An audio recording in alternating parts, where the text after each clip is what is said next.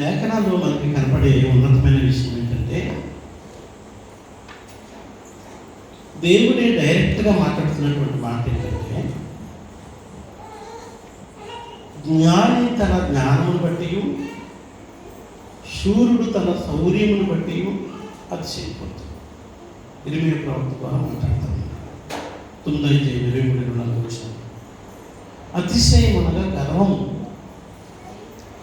గర్వించవద్దు, జ్ఞానమును బట్టి గర్వించవద్దు, ఐశ్వర్యమును బట్టి గర్వించవద్దు, నీకున్న బలమును బట్టి గర్వించవద్దు. బేసిక్గా వీటిలన్నిటి గురించి మాట్లాడుతూ, ఒక వ్యక్తి జ్ఞానం కలిగిన వ్యక్తిగా ఉన్నారు అంటే అది దేవుని వల్ల కలిగిందే. ఇది ఈ ఉనికిలో ఉండాలి. బలముందా? దేవుడు లేకుండా బలవంతుడిగా ఎవరు ఉండలేడు.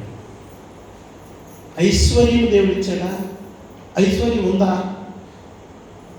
అది కేవలం దేవుని వలన కలిగిందే. ఈ ఉనికిలో నువ్వు ఉండాలి. హల్లెలూయా. బిడ్డ, ఈ ఉనికిలో దేవా ఈరోజు ఆరోగ్యం ఇచ్చావా, అది మీదే.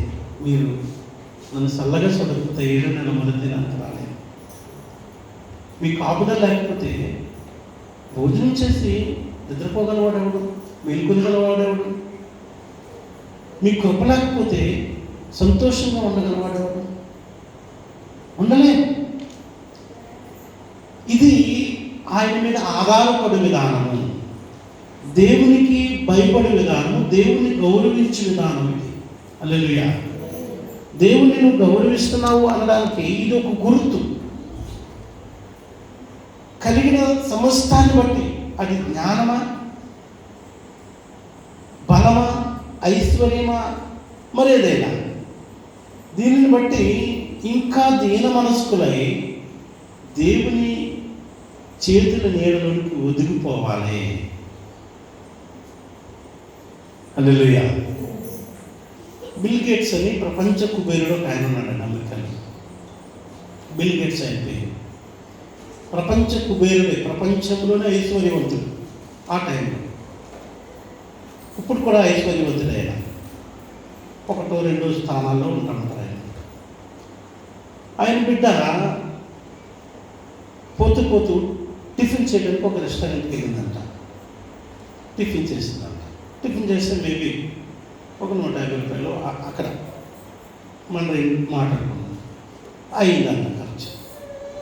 తర్వాత బిల్ గేట్స్ గారు అమ్మాయి వచ్చింది మా హోటల్కి అని వాళ్ళు చాలా జాగ్రత్తగా తెలిసి సప్లై చేశారు. సప్లై చేసిన తర్వాత సప్లై అయినటువంటి పుస్తకం తీసుకొచ్చి పెట్టి వెళ్తారు. దాంట్లో మీరు తిన్న టీ, దానికి టీకి బిల్ ఎంత అనేది అక్కడ నిల్చుంటాడు. దాంట్లో మనం డబ్బులు పెడితే తీసుకెళ్తాడు. మళ్ళీ తీసుకొచ్చి అక్కడ పెట్టి చిల్లర పెట్టి నిల్చుంటాడు. దాంట్లో మనం 5 రూపాయలు ఇవ్వాలన్నా 10 ఇస్తే చాలా సంతోషం, థ్యాంక్ యూ అమ్మ, థ్యాంక్ యూ సార్ అని చెప్పి ఆనందంగా తీసుకొని పోతాడు అన్నమాట. టిప్ ఇవ్వడం అన్నది ఒక నాకు మంచి అలవాటు అండి, ఇవ్వాలి ఎప్పుడైనా పోతే. ఎందుకంటే ఆశతో మనం కొట్టేస్తారు, వాళ్ళకి వచ్చే జీతం తక్కువ కనుక మనం ఇచ్చే 1 రూపాయి అది దేవుని చాలా సంతోషం, హ్యాపీగా. ప్రపంచ కుబేరుడు కూతురు కదా, ఈమె ఎంత ఇస్తుందని చూస్తే ఆమె టిఫిన్ చేసిందేమో 100-150, 500 ఇచ్చిందంట అడిగి టిప్. థ్యాంక్ యూ అమ్మా. తర్వాత రోజు చాలా ఆనందంగా, అరే బిల్ గేట్స్ గారు అమ్మాయి 500 ఇచ్చింది నాకు టిప్పు, ఆమె 150 తిన్నాను కానీ 500 ఇచ్చింది టిప్పు అని ఆనందంగా చెప్పుకున్నాడు. అది ఎక్కడో జరిగిన సంఘటన మనకు కొరకు వచ్చిందంటే ఎంత గొప్ప విషయమే కదా. సో 5 రూపాయలు ఛాయ్ తాగి 10 రూపాయలు ఛాయ్ తాగి 100 రూపాయలు గిఫ్ట్ ఇచ్చామంటే వాళ్ళకి ఎలా ఉంటుందండి అట్లా. తర్వాత బిల్ గేట్ గారు వచ్చారంట, ఎవరో ఆయన తండ్రి. ఆయన ఏదో టిఫిన్ చేశాడంట, 10 రూపాయలు టిప్ ఇచ్చాడంట. ఎంత ఇచ్చాడు? ఈయన ఆశ్చర్యపోయి, సార్ ఏమనుకున్నాడు, ఒక మాట అడుగుతాను సార్ అడగయ్యాను. నిన్న అమ్మాయి గారు వచ్చారండి, అమ్మాయి గారు ఇచ్చారు, ఆమె 150 రూపాయలు మీలాగే ఇడ్లీ వడ తిన్నది, మీరు తిన్నదేమో తిన్నాను, మీరు తిన్నట్టు తిన్నాను. టిప్పు మాత్రం 5 రూపాయలు ఇచ్చింది సార్. మేము అందరం ఫుల్ ఎంజాయ్ చేసుకున్నాం. మీరేంటి సార్ 10 రూపాయలు ఇచ్చారు, మీ అమ్మే కదా అన్నారట. అప్పుడు ఈయన నన్ను పెళ్లి చేశారు తప్పించుకోవడానికి జ్ఞానం. ఆయన తండ్రి నిన్న వచ్చింది చూడు, ఆమె నా కూతురు. ఆయన తండ్రి ప్రపంచ కుబేరుడు, ఆమె ఎంత ఇస్తుంది. మా నాయన ప్రపంచ కుబేరుడు కాదంటాడంట. ఈయన కుబేరుడు కదా, ఇది చెప్పుకోవాలి కదా. తెలుగుతుంది అంటాడంట. నిన్న వచ్చింది టిఫిన్ చేస్తే నా బిడ్డే కదా. ఆయన తండ్రి ప్రపంచ కుబేరుడు కాబట్టి ఆమె ఎంత ఇస్తుంది. మా నాయన కూలోడు, వ్యవసాయదారుడు, నేను ఇంత ఇస్తానంటాడంట. నేను కుబేరుడు అని చెప్పుకుంటున్నా. తెలుగుతో తన ధనాన్ని ఏం చేస్తున్నాడు, దాచుకుంటున్నాడు.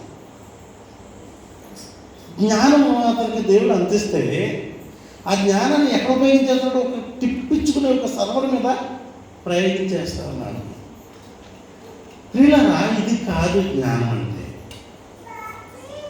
నీ జ్ఞానంలో కృప ఉండాలి, కనికరం ఉండాలి, నీతి ఉండాలి, న్యాయం ఉండాలి. నీకు బలం ఉంది, నీ బలంలో కృప ఉండాలి. కరాటే వాళ్ళకి గురించి ఒక సంగతి చెప్తాను. ఇది కూడా బలం అంటే కరాటే వాళ్ళకి ఏ బెల్ట్ ఉంటాయి, బ్లాక్ ఏం బెల్ట్, లాస్ట్ బెల్ట్ రెడ్ ఏమో, లాస్ట్ అదేనా ఎరా బ్లాక్ బెల్ట్ అంటే లాస్ట్ అంట. ఆ బ్లాక్ బెల్ట్ తీసుకున్నప్పుడు ఒక గుద్దడానికి నా బొట్టు నీకు అక్కడికక్కడ నెత్తుకొని చావాలి, అంత విద్య వచ్చినాడు అనమాట అర్థం. అయితే ఈ బెల్ట్ ఇచ్చేటప్పుడు గురువు ఒక మాట చెప్తాడంట, ఒరే ఇట్లా నువ్వు ప్రపంచంలో బ్లాక్ బెల్ట్ సంపాదించావు, నీకు అన్ని విద్యలు నేర్పేశానురా. ఒక ఏదో గుద్దినా చచ్చిపోతాడు అప్పుడు. నీకు ఎంత విద్య వచ్చింది, నీకు ఎంత బలం, ట్రిక్కులన్నీ నేర్పేశాను కదా. కానీ నీకు బలం ఉంది కానీ ఆయన వచ్చి భర్త గడి మీద, ఆ బాలాజీ గడి మీద, లేదంటే బలహీనుడైనటువంటి అశోక్ మీద, పాస్టర్ మీద ఉపయోగించుకో. ఎవడన్నా నీ మీదకి వచ్చేసాడు అనుకో, లాస్ట్ మినిట్ వరకు అడితో తప్పించుకోవడం ట్రై చేయి తప్ప నువ్వు నీ పంచెము కడికి. నీకు అందుకే నీ ప్రాణాన్ని కాపాడుకోవడానికి నీ పదాన్ని, నీకున్నటువంటి నేర్పరితనాన్ని ఉపయోగించు అని చెప్తారంట, ఆనబెట్టుకుంటారంట. కనుక ఈ బ్లాక్ బెల్ట్ తీసుకునే ఈ రెడ్ బెల్ట్, బ్లాక్ బెల్ట్ అని ఉన్నాయి చూసావా, ఆ యుద్ధ విద్యలు కుంపులు అంటే నేర్చుకున్న యుద్ధ విద్యలు నేర్చుకున్న వాళ్ళు సాధారణంగా తిరుగుతూ ఉంటారు. ఇలాగా సపోజ్ అనుకోండి, నేనే బ్లాక్ బెల్ట్ నేర్చుకున్నామండి, వీడు వచ్చాడు నా దగ్గరికి అన్నాడు. నా దగ్గర ఏ విద్య ఉంది, ఏం బలం ఉంది నా దగ్గర, పోరా అన్నారా. అంతేగాని ఏంటది అని నా బెల్ట్లు నా కథలో చూపించుకోవడానికి కాదు ఇవి ఇచ్చింది. అర్థమైందంటే ఇలా గమనించాలి. నా బలం చూపించుకోవడానికి ఇచ్చింది కాదు బెల్ట్. అది ఎందుకు ఇచ్చాడు, నీ ప్రాణాన్ని, నీకు ఎప్పుడైనా అపాయం వస్తే అనుకోకుండా ఏదైనా నీ మీద దాడి జరిగితే నిన్ను నువ్వు కాపాడుకోవడానికి, తప్పించుకోవడానికి ఆ యుద్ధ విద్య నా బలాన్ని ఉపయోగించరా. కానీ ఎట్టి పరిస్థితి చేసేపు నా ఏమని నాకు బలం ఉంది కదని బాలాజీ గారిని, భరత్ గారిని, మీరు అశోక్ని, ఈ పాస్టర్ని కొట్టే అని కాదు నీకు ఇచ్చింది అని ఆనబెట్టుకొని పెట్టేస్తారు.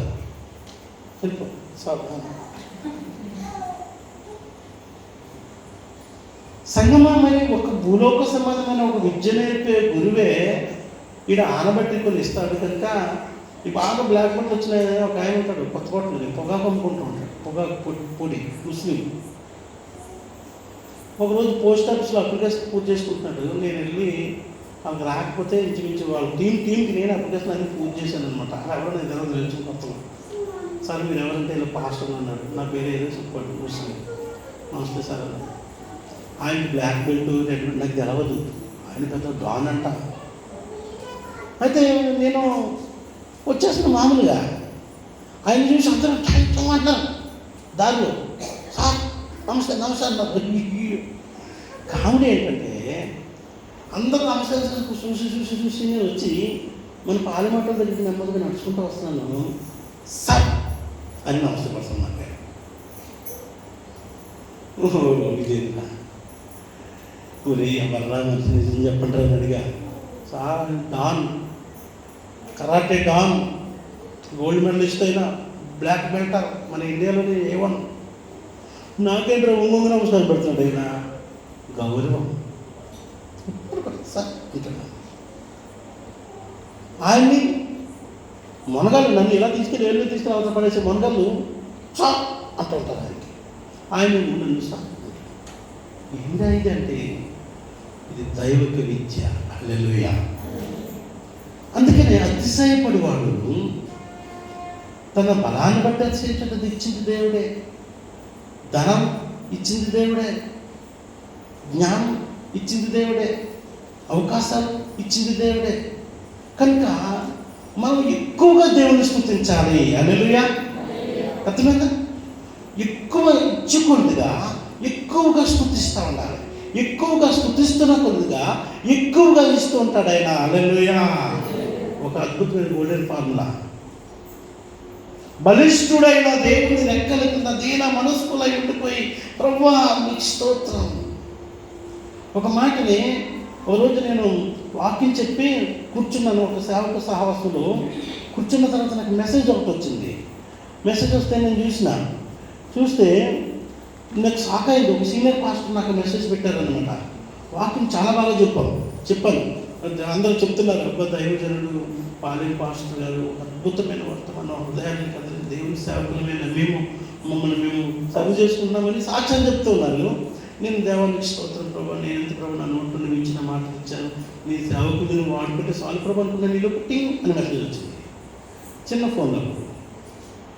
దాంట్లో ఏమొచ్చింది, లూకా సువార్త 17:10 అని పెట్టాడు అంతే, టెక్స్ట్ మెసేజ్. ఇలా ఓపెన్ చేసి చూస్తే ఆ సీనియర్ పాస్టర్ పెట్టిన మెసేజ్ ఏముందంటే, అటువలే మీరును మీకు ఆజ్ఞాపింపబడినవన్నీ చేసిన తర్వాత మేము నిష్ప్రయోజకులమైన దాసులము, మేము చేయవలసిన వాటినే చేసి ఉన్నామని చెప్పుడి.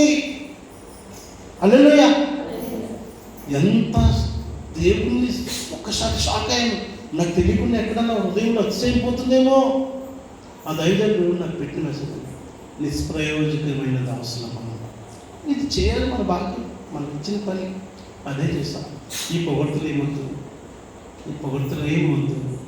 దేవా నువ్వు చెప్పిన పని చేశాను, మాకు అదే భాగ్యం. నేను ఆరాధించడానికి భాగ్యం ఇచ్చాను, స్తుతించడానికి భాగ్యం ఇచ్చాను, ఆహారం తిని జీర్ణం చేసుకోవడానికి భాగ్యం ఇచ్చావు, నిద్రపోవడానికి భాగ్యం ఇచ్చావు, మేల్కొనడానికి భాగ్యం ఇచ్చావు, సంపాదించడానికి అవకాశాలు ఇచ్చావు. మీకు స్తోత్రమయ్యా, మీకు స్తోత్రం ప్రభువా అని చెప్పుకుంటూ బలాఢ్యుడైన దేవుని లెక్కల లేనలో దీనుడిగా ఉండిపోతే ఇంకా దీవించడానికి ఆయన ఇష్టపడతా ఉంటాడు. అందుకనే నీకు కలిగిన దేనిని బట్టి నువ్వు అతిశయించద్దు. ఏమన్నా అతిశయించడానికి నీకు ఏమన్నా ఉందంటే, కాళ్ళ వేసి చెప్పవలసింది ఏదన్నా నీకు ఉందంటే, నాకేంట్రా అని చెప్పడానికి నీ దగ్గర ఉన్నది ఏదన్నా భూలోకస్తులు అందరికంటే ఎక్కువ ఏదన్నా ఉన్నదంటే అది ఏంటంటే నీ పిల్లలు కాదు, నీ బంధువులు కాదు, నీ స్నేహితులు కాదు, నీ బలము కాదు, నీ ధనము కాదు, నీ జ్ఞానం కాదు, ఇంకా ఏమీ కాదు. Only one.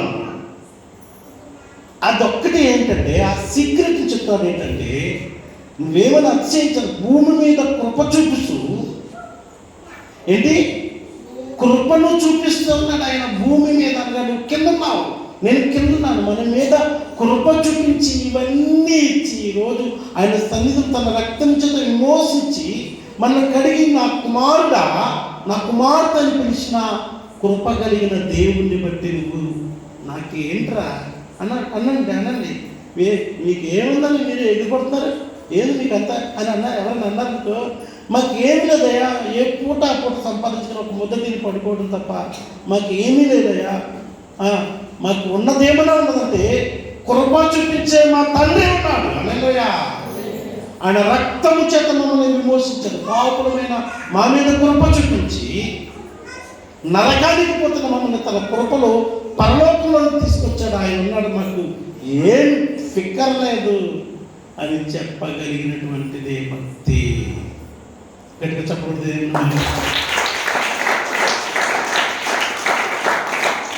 ఇది దీనిని కంటే ఏ దానిని నువ్వు ప్రేమించదు. ఎన్ని అబద్ధాలు. ఇదే కరెక్ట్.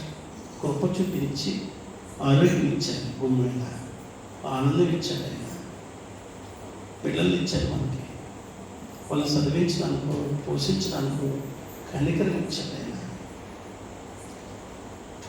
ప్రియులారా, ఈ రీతిగా జీవించడానికి మరి ముఖ్యంగా పరలోకపు పౌరసత్వము, రక్షణ, ఆనందం ఇచ్చాడు ఆయన. హల్లెలూయా. ఇంత భాగ్యము దేన్ని పెట్టి కొనగలం? దేన్ని పెట్టి కొనగలం? అసాధ్యం. ప్రియులారా, మొనాలిసా అని ఒక బొమ్మ ఉంటుంది. మొనాలిసా అని ఒక బొమ్మ పేరు అన్నమాట. ఆ రాసింది, ఆ బొమ్మ వేసి ఎవరు తెలుసా? డావిన్సీ అని ఒక ఆయన రాసి ఆ బొమ్మ వేసాడు అనమాట. అది ఆడ మనిషి, మగ మనిషి ఏమర్థం అంతా చూస్తుంది.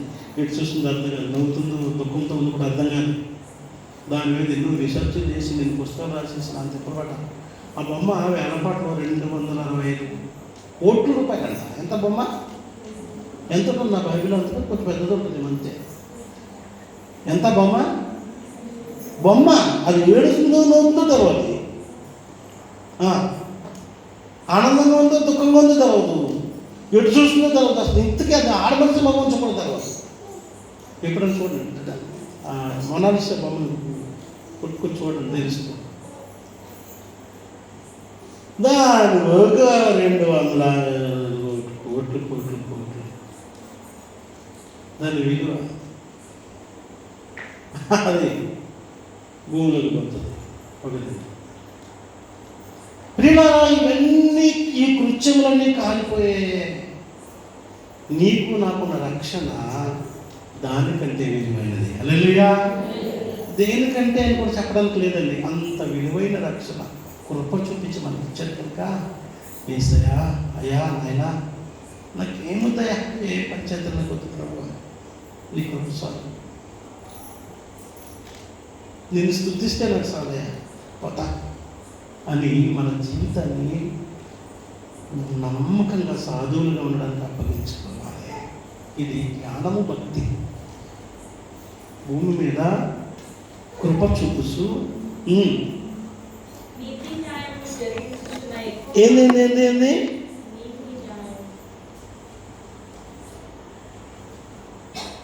నీతిని న్యాయమును జరిగిస్తూ ఉన్నాడట ఆయన. యెహోవాను నేనే అని గ్రహించి నన్ను పరిశీలనగా అతిశయించు. దేవుణ్ణి అర్థం చేసుకోవాలంతే. ఆయన బాగా అంటారు భక్తుడు, రుచి చూసి ఎరిగి తిని యెహోవా ఉత్తముడని. టేస్ట్ చేయాలి, పరిశీలనగా చూడాలి. దేవుని యొక్క గుణం ఏంటి, ఆయన ఎవరు, ఆయన ఏమి చేయగలడు, ఎంత చేయగలడు, ఆయన యొక్క కృప ఎంత ఉంటుంది, ఆయన ప్రేమ ఎంత గొప్పది, ఆయన ఉగ్రత ఎంత భయంకరమైనది. బాగా చూడాలి, అన్ని పేజీలు చూడాలి. దేవుని యొక్క హృదయంలో ఉన్న అన్ని పేజీలు చూడాలి. ఆయన కనికరం ఎలా ఉంటుంది, ఆయన జాలి పడితే ఎలా ఉంటుంది, ఆయన కోపపడితే ఎలా ఉంటుంది. అర్థమవుతుందా ప్రియులారా? యేసు ప్రభు వారిని నువ్వు ఆరాధిస్తున్న దేవుని పరిశీలనగా చూడాలంట. ఓ లైట్ తీసుకుంటున్నావేమో, చల్తా హే, సబ్కో చల్తా హే అనుకుంటున్నావేమో, నై చల్తే.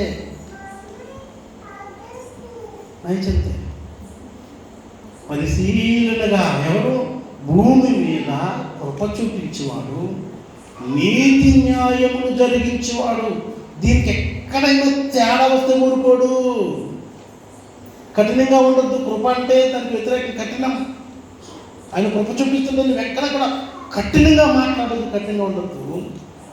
నీతిని న్యాయం జరిగిస్తాడు. నువ్వు ఎక్కడ నీతి న్యాయం తప్పొద్దు, అక్కడ సాగిపోకుండా ఇంకేం చెప్తాను, నన్ను పరిశీలనగా తెలుసుకుంటూ బట్టి మీరు అనుసరించండి. ప్రశ్న అడుగుతారు, యేసు ప్రభుని గురించి ఏమైనా చెప్పాలంటే ఏం చెప్తావు? కవితమ్మా, యేసయ్య గురించి ఏదైనా ఒక్క మాట చెప్పమన్నాను ఏం చెప్తావు? అమ్మ నువ్వేం చెప్తావు? ఆయన నా కొరకు ఆయన ప్రాణములు పెట్టినటువంటి తండ్రి అని చెప్తుందంట. నువ్వేం చెప్తావమ్మా? ఏం చెప్పగలరు ఆయన కొరకు? What is your experience? ఆయన ఎలా గమనించవేసేది ఇంక అర్థం కలదా? ప్రియులరా, అదే పరిశీలన అంటే. ఆయన యొక్క భయంకరత్వమును పరిశీలన చేయాలి. మోషేను తిరుగుబాటు చేసిన కోరాహు, దాతాను, అబ్రహాము అనే ఒక గుంపును ఒక పక్క నిలబెట్టి భూమిని టక్కనడిపి లోపలికి మూసాడంట క్షణంలో. అంత భయంకరుడు. ఎర్ర సముద్రమును ఒక కట్టితో టక్కన పాయం చేయించేసాడంట. అంత శక్తిమంతుడు. హల్లెలూయా. అదే సమయంలో చచ్చిపోయి 3 రోజులు కుళ్ళిపోయి ఉన్న లాజరుని చూసి కన్నీరు కార్చి జాలి పడిపోయి, లాజరు యొక్క సహోదరులు ఇద్దరు కూడా ఏడుస్తుంటే, అక్క చెల్లెలు ఇద్దరు ఏడుస్తుంటే కనికర పడిపోయి యేసుప్రభు కూడా ఏడ్చేసిన జాలి కలిగిన వాడు, నీ దుఃఖములు నీతో పాటు బాధపడేవాడు, జాలి కలిగిన వాడు చూసి లాజరు వచ్చేసే బయటికి పిలిచి, ఇదేమా మీ తమ్ముడు తీసుకుపండి, హ్యాపీగా ఉండండి, ఏడవద్దు అని నేను కూడా కళ్ళు చూసుకుని వెళ్ళిపోయాడట. హల్లెలూయా. అంత జాలి కలిగిన దేవుడు. నీకు అర్థమైన యేసయ్య ఆయన యొక్క శక్తిని జ్ఞాపకం చేసుకో, ఆయన బలమును జ్ఞాపకం చేసుకోవాలి, ఆయన మహా ఉగ్రతని జ్ఞాపకం చేసుకోవాలి. కోరాహు, దాతాను, అబ్రహాము మామూలు కదండి, నాయకులు. వాళ్ళతో పాటు 1250 మంది వరకు ఇంచుమించు ప్రజలు. తర్వాత గొలుపుకున్న 2500 మంది, లేకపోతే ఏదో 15,000 8,000 మంది ఉన్నదండి సంఖ్యాకాలంలో లెక్కలు ఉంటాయి. వాళ్ళందరినీ ఒక్క మాటతో టుప్పులు లేపేసిన అంత కోపిష్టి, లేదంటే పౌరుషం కలిగిన వాడు. పరిశీలనగా గ్రహించండి. అనాలోచితంగా దేవుని సన్నిధిలో దేవుని బిడ్డలుగా మన ఇష్టానుసారంగా బ్రతికడానికి మన జీవితంలో అప్పగించుకోకుండా భూమి మీద కృప చూపుచు నీతి న్యాయములు జరిగించుచున్న యెహోవాను నేనే గ్రహించి నన్ను పరిశీలనగా తెలుసుకుని బట్టి అతిశయించండి. అక్కడ ఒక మాట చెప్తున్నాడండి ఆయన. ఏమంటారండి? అలాంటి వారిని బట్టి నేను ఆనందిస్తాను. హల్లెలూయా. వాళ్ళంటే నాకు ఇష్టం. ఏ ఎండక గొడుగు పట్టేసి దేనికి తగినట్టుగా నాకు బ్రతికేసి, నీతిని న్యాయాన్ని పక్కన పడేసి, జాలిని కనికరాన్ని పక్కన పడేసి, సెంటిమెంట్లు లేని కషాయిలాగా బ్రతికేసిన వారిని బట్టి నాకు ఆనందం లేదు. నా వలే ఉండేవారంటే నాకు ఆనందం. అలాంటి వారిని బట్టి నేను ఆనందిస్తాను. దేవునికి ఆనందం వచ్చిందనుకో ఇంకేమైనా కుదరమ్మా? దేవునికే నేను చూసి చాలా ఆనందపడిపోయి చేసిన పని చూసి ఏం చేస్తారు? మా పిల్లలు ఏదైనా ఒక పని చేస్తారు వెంటనే ఎవరైనా కంటద్రోకం చెప్పని చెప్పేసి టాక్కమంటారు. రెడీమేడ్ ఉంటాయి. నేను నా బాబీలో రా రా అని చెప్పేసి ఇదిగో తీసుకొని ఇచ్చేస్తుంటాను. ఎంత ఉంటే అంత. దాసుడు నీ డబ్బులు ముట్టొద్దని చెప్తాను ఇంట్లో వాళ్ళని.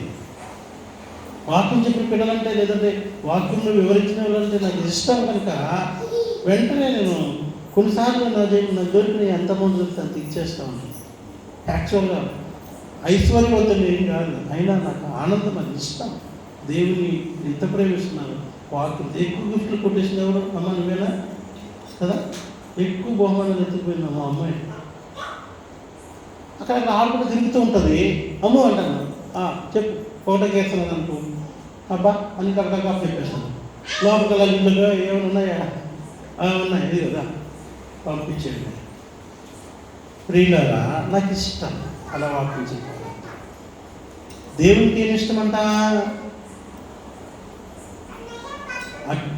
కృపను చూపించాలి. దయను, నీతిని, న్యాయము, కనికరం చూపించేవారంటే ఇష్టం. హల్లెలూయా.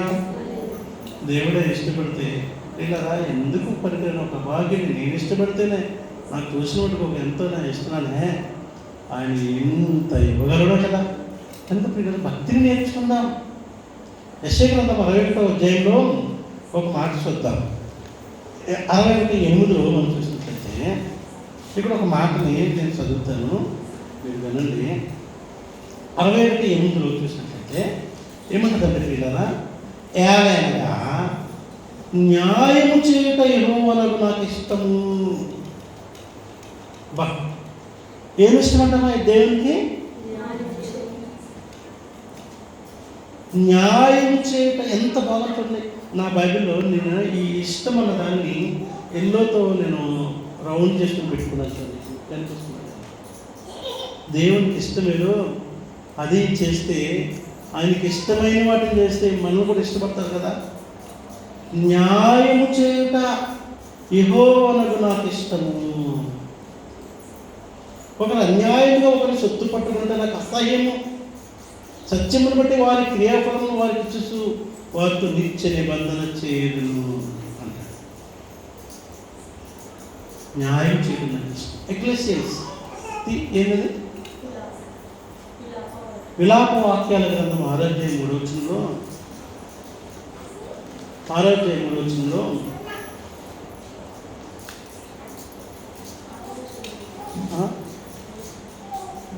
మూడో అధ్యాయం 6వ వచనం చదువుతున్నారు.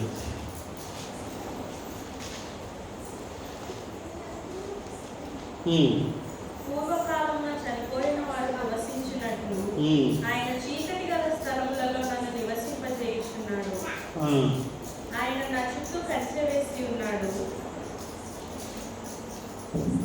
సరే, ఆ వచనాలు అడుగుతున్నాం. 1 సమూయేలు 12:20 చూసినట్లయితే దేవునికి ఇష్టం అన్నది ఏంటో చెప్తా ఉంటాడు. ఇక్కడ ఇది నేర్చుకొని మనం ముగించుకుందాం. 1 సమూయేలు గ్రంథం 12:32లో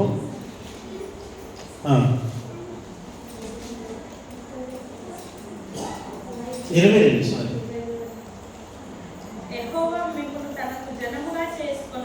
యెహోవా మిమ్మును తనకు జనముగా చేసుకొనుటకు ఇష్టము కలిగి ఉన్నాడు.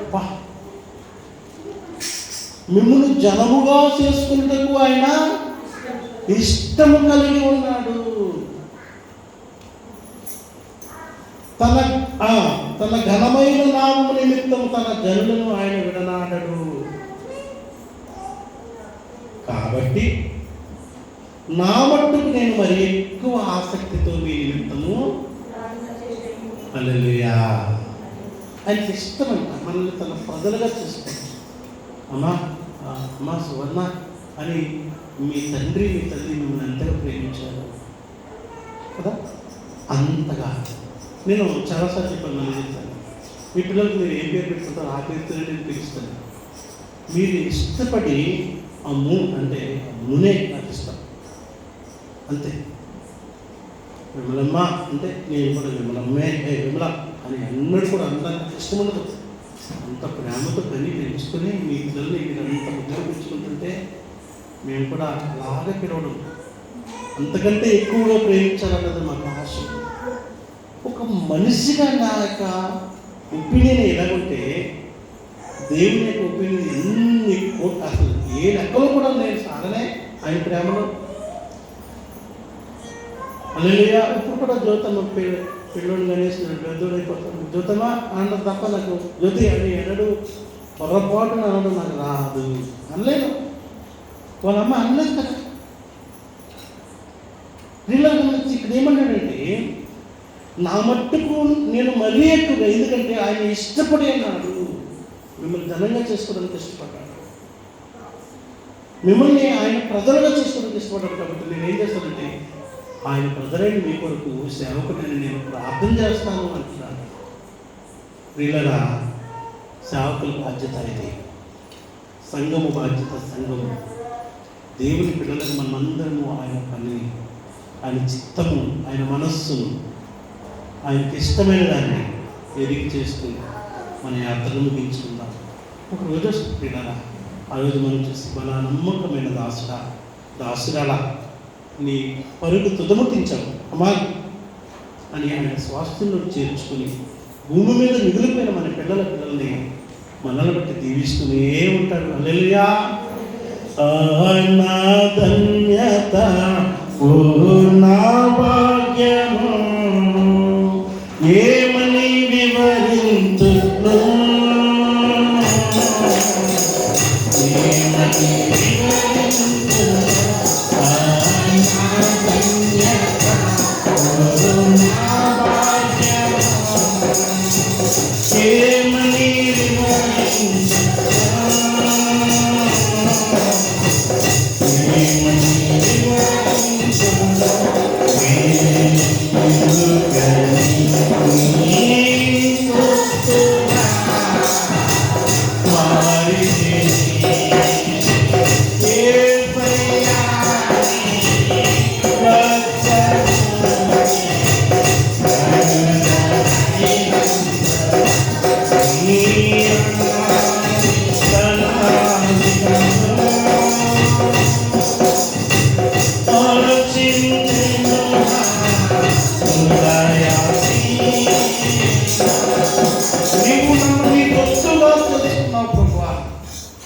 ఇదే నాకు భాగ్యం.